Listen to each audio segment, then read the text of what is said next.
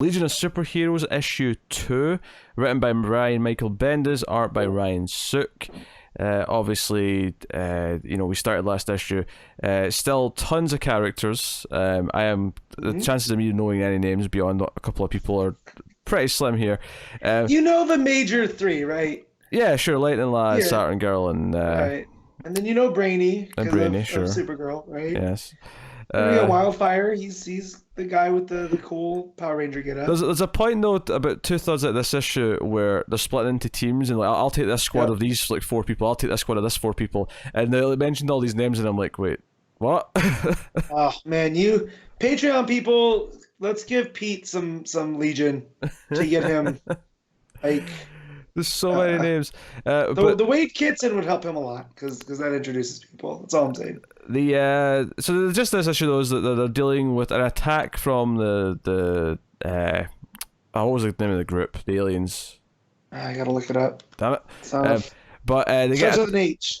Yeah, they get attacked and they're dealing with the fact that they're after like Aquaman's trident, which activates. John's got it, Superboy's got it, and he's like trying to in the middle of the fight. He's going away with it, and it essentially explodes with water. It's like a water explosion, and it contains after like the initial little blast, but they basically describe it as it was like an entire ocean was trying to get out of it.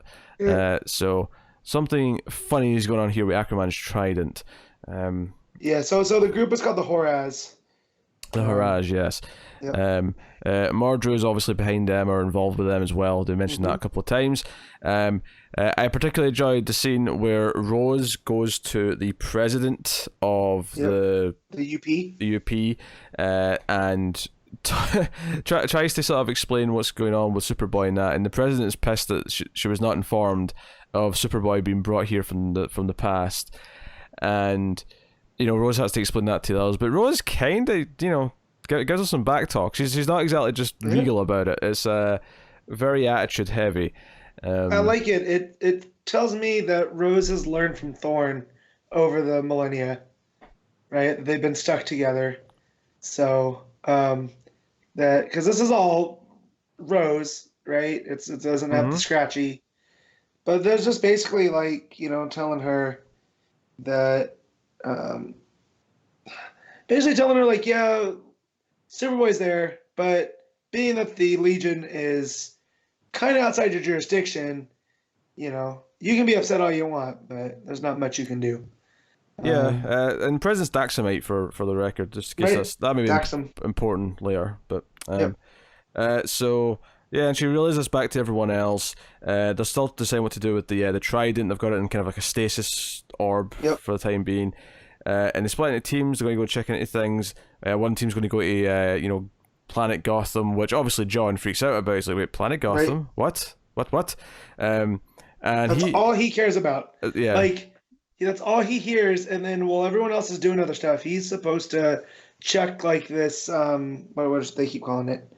The orientation presentation.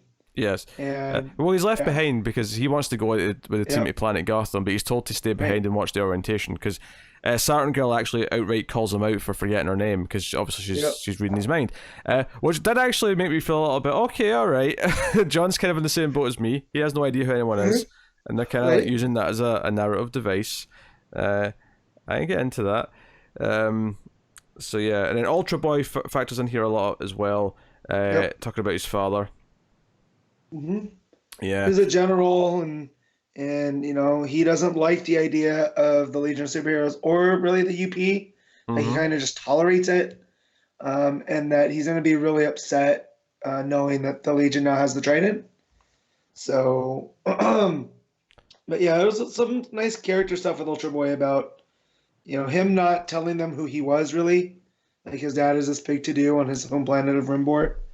Because he's embarrassed by it. He's ashamed from where he comes from, and the others are kind of like, no, you know what? You'd be surprised how many of us actually kind of relate to that.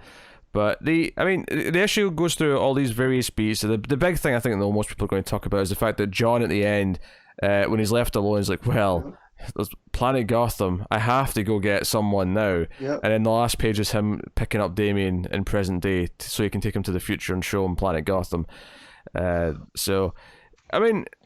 It's a solid issue. It's funny because I still think this is like at the bottom of my Bendis pile right now. It's not necessarily hit a stride yet where it feels. And I know it's only issue 2, right? I get that before anyone says anything, but I feel like his Superman and his action and his Young Justice and Event Leviathan and Naomi especially, like all those like came out just firing, guns blazing, and it didn't feel like there was any time to sort of settle in. This one I feel like I mean again I enjoyed the Millennium issues more than these two, but this was still fine. Like there wasn't bad. There's nothing actually wrong with it, but after reading Doomsday Clock and the stuff with the metaverse, I'm like my Legion's out there somewhere.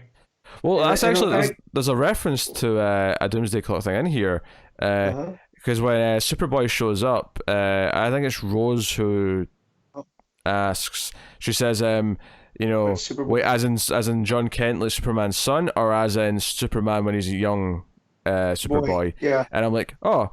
And that's immediately referencing the fact that that's back in continuity. So they did. I almost wonder, like, when they were just because obviously I don't know when this was written, but I almost wonder if, like, when it became clear when that final issue of Doomsday Clock was going to hit, that Bendis realized, it's maybe the same day as this Legion issue, and he made a point of putting this little wink to it. Yeah.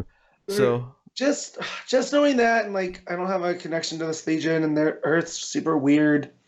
Like it's very sci-fi. Like again, it's fine. It's just not my favorite, and I have high expectations for a Legion book. So I've been asking for one for the last, 3-4 years. So yes, but again, it's not bad.